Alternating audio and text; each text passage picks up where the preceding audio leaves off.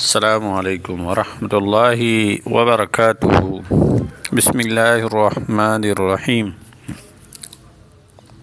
ټول تعریفونه د رب ذوالجلال د فاره چې خالق او مالک او پروردگار د کل عالم دی، او درود پاک په خاتم الانبیاء د مدینی جانان حضرت محمد صلی الله علیه وسلم باندې. امید د رب ذوالجلال نه ساتم چې تاسو به روغ جوړ یئ، په صحت به برابر یئ. الله جل شانه د هر قسم مرضونو، افتونو، تکلیفونو، پریشانو او غمونو نه په امن کې وساته. الله جل شانه تمام شرعي حاجات، تمام مقاصد، تمام مشکلات د خپل غیبی خزانو نه پوره کړه، او مشکلات هم الله جل شانه د خپل غیبی خزانو نه حل کړه. محترمو عزیزانو، ما نن ستاسو د پاره یو ډیره پاورفل او ډیره ښایسته مختصر وظیفه راوړې ده. د جمعې د شپې مبارکې په ورځ باندې د جمعې د شپې سره تعلق لرونکې وظیفه ده. که د جمعرات په ورځ باندې هم څوک کولی شي نو بیا هم کولی شي، او د جمعې په شپه باندې د ماسخوتن نه بعد دا وظیفه کول ډیر مجربه او ډیره پاورفل، ډیره تیزه اثر کوونکې وظیفه ده.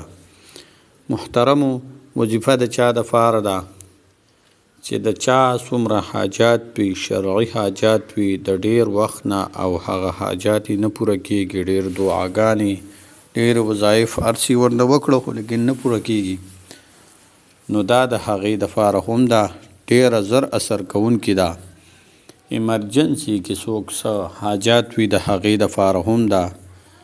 یو بل کمال یې دا دی چې د کم ښځې او خاوند په خپل منځ کې اختلافات وي، نو د هغوی د مطابقت او د یو ځای کولو د پاره، د هغوی د اختلافات ختمولو د پاره، د مینې محبت پیدا کولو د پاره هم دا ډیره مجربه ده. بل یو فایده یې دا ده چې د یو خاندانونو په خپل منځ کې د یو بل سره توتو میوي، یعنی زړه خفګان وي، زړه بدوالی وي، نو د هغوی جوړولو د پاره، د هغوی روغولو د پاره، هغوی ته هغوی جوړونه صفا کولو د پاره، د هغوی مینه محبت، د دې دواړو خاندانونو په خپل منځ کې د مینه محبت او د صلح پیدا کولو د پاره هم دا وظیفه ډیره مجربه ده، ډیره اسانه وظیفه ده. د جمعې شپه اسیم برکتي وي، او چې دا وظیفه پکې وکړئ نو نور علی نور، نو د هغې به نوره فایده هم وي. نو محترمو، راځو وظیفې طرف ته. وظیفه ترتیب او طریقې کار څرنګه دی؟ محترمو، اول به درود پاک په نبی علیه الصلاة والسلام باندې 3 ځله وي، 15 ځله وي یا 7 ځله وي.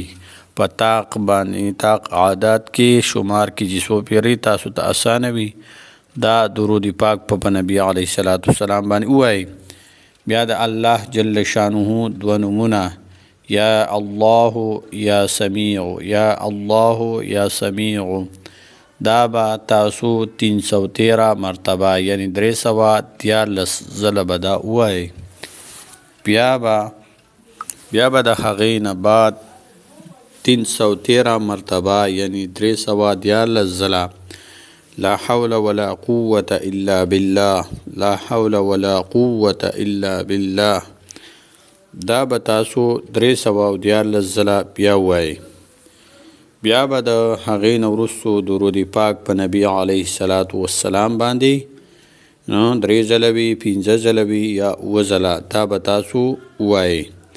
بیا د الله جل شانه یو نوم مبارک، یا ارحم الراحمین، یا ارحم الراحمین، یا ارحم الراحمین، دا به تاسو صرف او صرف 21 مرتبه یعنی 21 ځله به 21 مرتبه یعنی یو د پاسه 20 پیرې به دا ووایئ.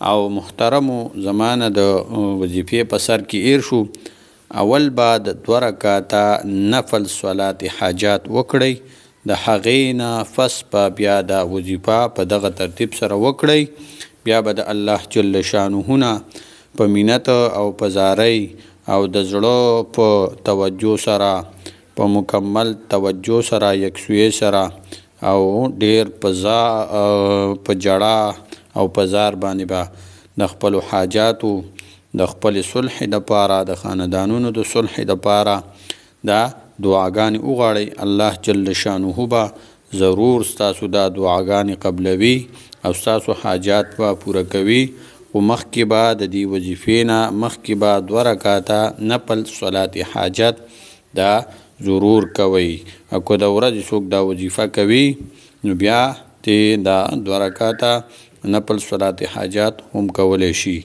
نو دا وظیفه په خپلو زندګو کې راولئ د دې خپلو خلکو حاجاتو خپلو خاندانونو چې خپل منځ کې خفګان د هغوی دپاره یو ځل خامخا وکړئ. السلام علیکم ورحمة الله وبرکاته.